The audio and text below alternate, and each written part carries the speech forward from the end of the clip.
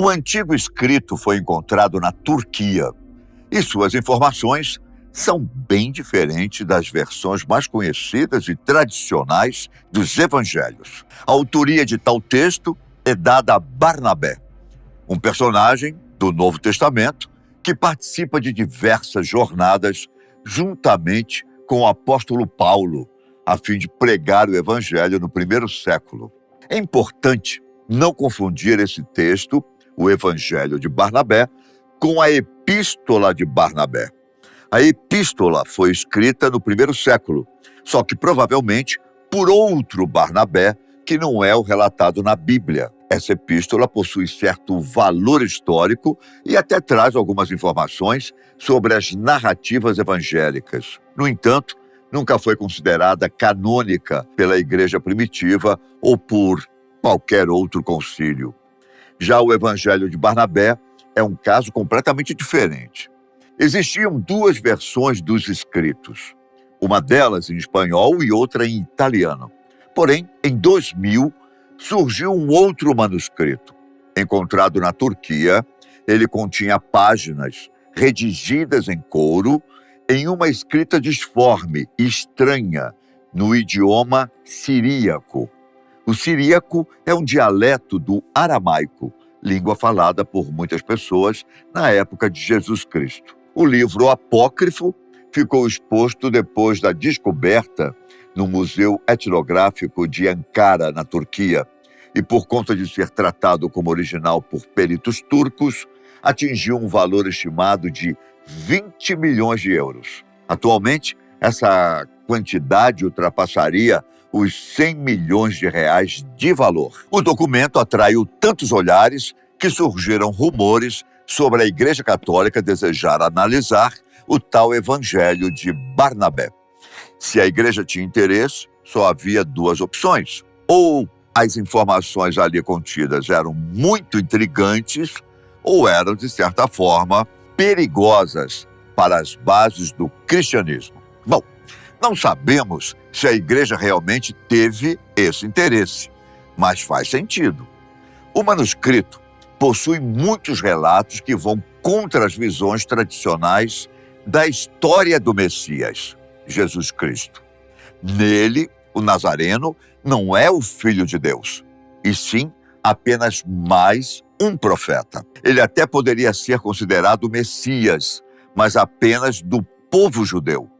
Na verdade, um dos seus objetivos era anunciar a vinda de um outro profeta ainda mais importante, Maomé. Segundo o Evangelho de Barnabé, Jesus não teria morrido na cruz. Judas Iscariotes teria morrido no madeiro em seu lugar. E o Cristo ascendeu aos céus ainda vivo. Ou seja, a crucificação de Jesus e sua morte para salvar os escolhidos de seus pecados é negada por este manuscrito. Além disso, a figura do apóstolo Paulo é muito criticada nessas escrituras.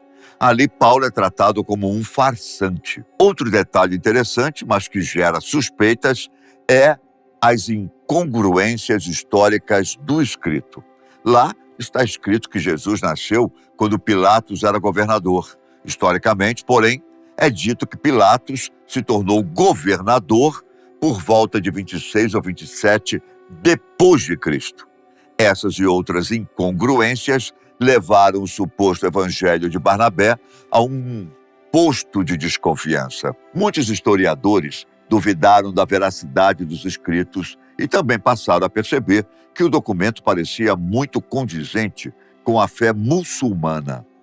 Uma vez que Barnabé era cristão e viveu muito antes do nascimento do Islã, esse fato intrigou muitos dos pesquisadores. Por causa disso, hoje, a maioria dos intelectuais entrou em um consenso. O pesquisador de história antiga Márcio Loureiro, doutor pela Escola de Arqueologia e Estudos Orientais da Universidade de Liverpool, diz que os pesquisadores, até mesmo os muçulmanos, revelaram que o texto não foi escrito pouco depois da época de Cristo. Há quem diga que o autor foi um islâmico que viveu nos primórdios do islamismo, lá por volta do século VII.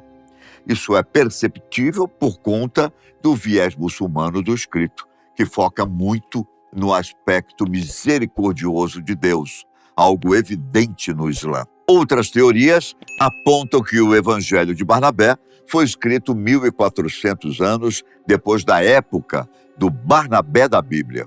Por isso, nenhum pai da igreja ou historiador tradicional citou esse texto, pois ele simplesmente não existia. Foi exatamente por esse motivo que a igreja primitiva não reconheceu o manuscrito como canônico. Ele foi escrito depois por um autor muçulmano, o que retira qualquer autoridade apostólica que supostamente poderia ter. Os livros do Novo Testamento foram todos escritos bem antes, no primeiro século, e por testemunhas oculares ou pessoas que entrevistaram essas testemunhas da história de Cristo. Por esse motivo, os 4 evangelhos nunca foram questionados quanto à sua autenticidade. Portanto, não há motivos para o evangelho de Barnabé ser adicionado à Bíblia. O pesquisador Márcio Loureiro afirma que, para avançar em regiões de população predominantemente cristã, o islamismo precisava oferecer também uma versão sobre Jesus. O manuscrito surgiu exatamente nesse contexto, buscando apresentar uma visão muçulmana sobre o cristianismo. Ele admite a existência de Jesus e seus feitos, mas reafirma a superioridade profética de Maomé. Loureiro afirma que os fatos narrados no Evangelho de Barnabé sobre Jesus possuem pouca chance de serem confiáveis e verificáveis. É possível que a escrita tivesse como objetivo converter cristãos ao islamismo, e para isso utilizava-se de uma figura diferente do Jesus mais conhecido. Claro que, qualquer que seja o objetivo do texto, o manuscrito continua tendo amplo valor histórico. O texto oferece um testemunho de primeira mão sobre a existência de grupos cristãos gnósticos que se afastaram das ideias majoritárias do cristianismo.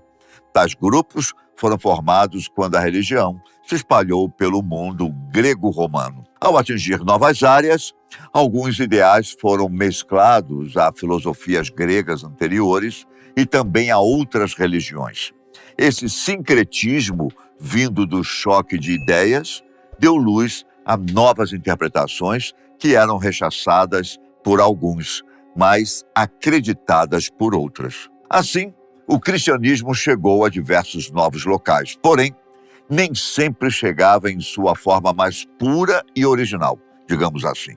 Achados como o do manuscrito da Turquia são importantes, pois descobertas arqueológicas sempre têm algo a dizer sobre a nossa própria história. Como exemplo, há o fragmento de pedra encontrado em 1961 em Israel. O achado continha o nome de Pôncio Pilatos e confirmou finalmente a existência do governador. Por muito tempo, faltavam evidências arqueológicas para comprovar a existência de Pilatos, mas essa pedra resolveu o problema.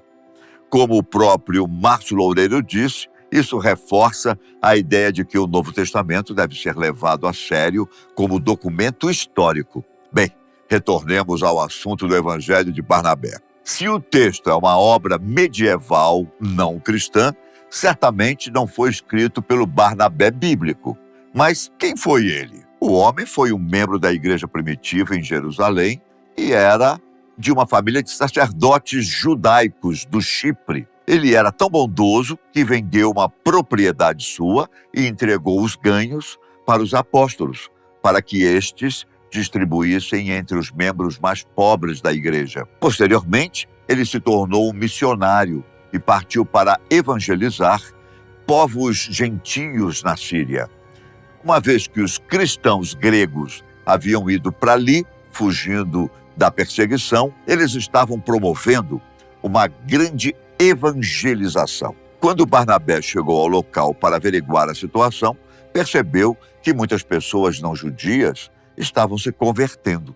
A partir daí, ele passou a contribuir com o trabalho da igreja nessa cidade síria, chamada Antioquia. Ao longo da sua vida, o evangelista também realizou muitos trabalhos missionários com o apóstolo Paulo. Suas jornadas são amplamente retratadas nas cartas paulinas presentes no Novo Testamento. Bom, parece que o evangelho de Barnabé não é tão confiável, uma vez que nem pelo próprio evangelista foi escrito. Apesar desse fato, sem dúvida, é um livro histórico muito importante e que ajuda na compreensão não só do cristianismo no contexto medieval, mas também do islamismo e sua visão acerca de Jesus.